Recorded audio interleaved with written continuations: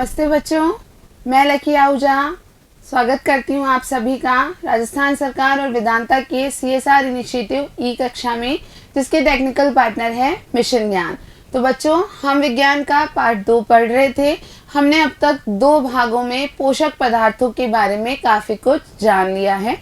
आज के भाग में हम विटामिन और खनिज लवणों की बात करने वाले हैं। खनिज लवण और विटामिन भी हमारे स्वास्थ्य के लिए, हमारे शरीर के लिए अत्यंत आवश्यक पोषक पदार्थ हैं और इन पोषक पदार्थों के कार्यों को भी हमें जानना है। तो बच्चों, शुरू करते हैं। विटामिन और खनिज लवणों की जब हम बात करते हैं तो पहला विटामिन जो महत्वपूर्ण है वो कौन सा है? Vitamin A.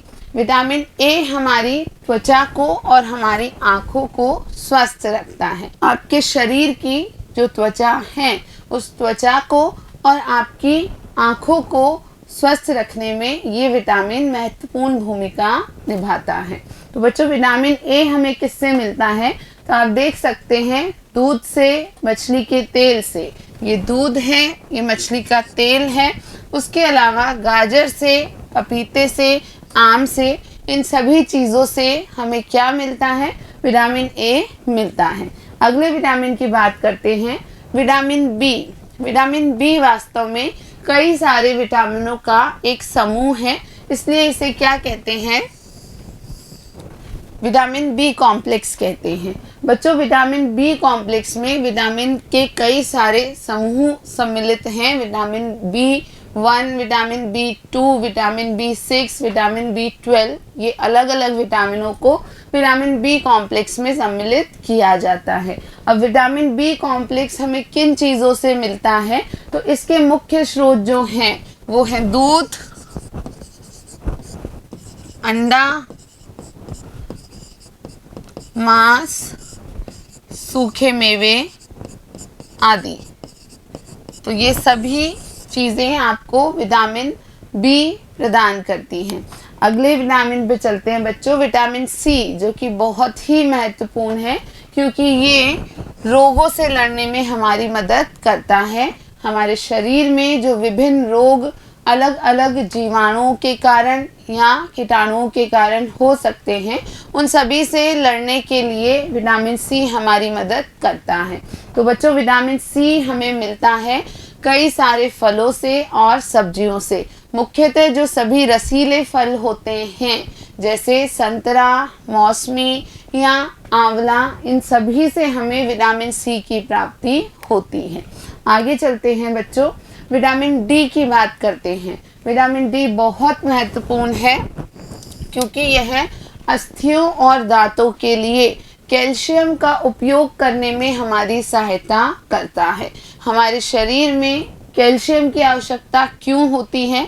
तो हमारे हड्डियां, हमारे दांत, इनकी मजबूती के लिए कैल्शियम की आवश्यकता होती है और वास्तव में कैल्शियम का उपयोग हम तब सही से कर पाते हैं जब हमें क्या मिलता है?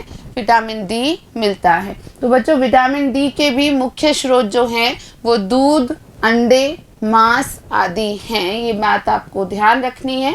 इसके अलावा जो सूरज की रोशनी है यानी धूप है, वो भी विटामिन डी का एक महत्वपूर्ण स्रोत मानी गई है। अब बच्चों, हम बात करेंगे खनिज लवणों की।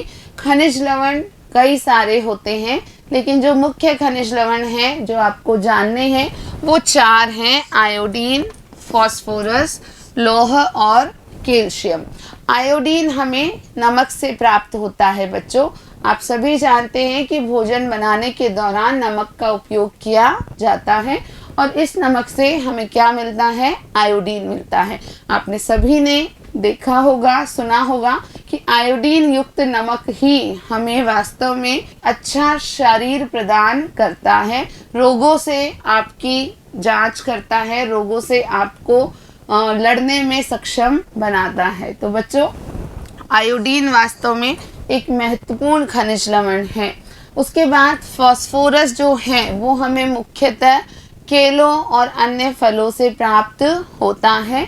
इसके बाद लौह की बात करते हैं हम, तो लौह भी हमारे शरीर में रक्त की जो पूर्ति है, रक्त को बनाए रखने के लिए आवश्यक है और लौह हमें प्राप्त होता है कई सारी चीज़ों से, जैसे चने से, गुड़ से, बैंगन से, इन चीज़ों से हमें लौह की पूर्ति होती है।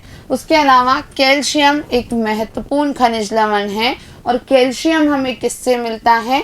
दूध से, पनीर से कैल्शियम की पूर्ति होती है। तो बच्चों ध्यान ये रखना है, खनिज लवणों की आवश्यकता हमारे शरीर को कुछ ही मात्रा में यानी थोड़ी ही मात्रा में होती है और ये सभी खनिज लवण जो हैं हम किसी न किसी रूप में हमारे शरीर में लेते ही हैं। अगली कक्षाओं में बच्चों हम बात करेंगे कुछ ऐसे रोगों की जो हो सकते हैं यदि आप सही मात्रा में सभी पोषक पदार्थों को ग्रहण नहीं करते हैं। तो बच्चों आज हमने सभी विटामिन जो मुख्य विटामिन हैं उनके बारे में चर्चा की, उसके अलावा हमने खनिज लवणों की थोड़ी सी चर्चा की। अगली कक्षा में हम संतुलित आहार की बात करेंगे। आज के लिए इतना ही, मिलते हैं अगले भाग में। वीडियो देखने के लिए बहुत बहुत धन्यवाद।